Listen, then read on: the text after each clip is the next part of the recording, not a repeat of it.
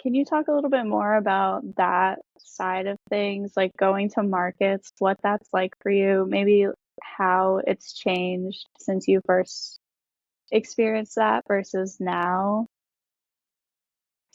Yeah, that's a huge part of what we do is documenting those things. It's also how we, I guess, meet the boats we're going to hire, is going right to the start, which is where they're bringing the sharks in to be processed and have the fins sold.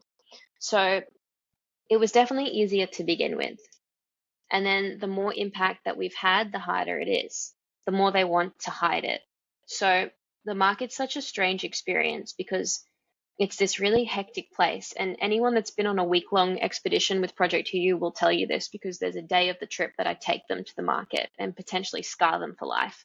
But you also leave the market really inspired because you see this trade, you see sharks having their fins cut off, you see some of the largest species that you've probably never seen in the wild on the floor here at the market. And it's so confronting, but then you kind of meet the people behind it and you love them and you understand them and you have these connections with them. So you're forced to look at the bigger picture. So the market's always super inspiring for that reason. And I get a lot of people being like, I don't know how you can do this. How do you not get angry? How do you not get upset? And I think the best answer for that is because we're going there with purpose. Every time we see a boat unloading a huge catch of dead sharks, I think to myself, there's 3 boats that aren't here because of us this month.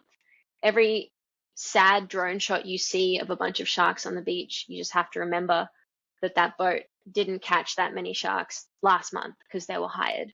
So knowing the reason why you're there and knowing that you're having an impact is probably the only thing that can get you through something like that. And also the importance of sharing those messages and knowing that I'm going to be sharing that footage is super important for me.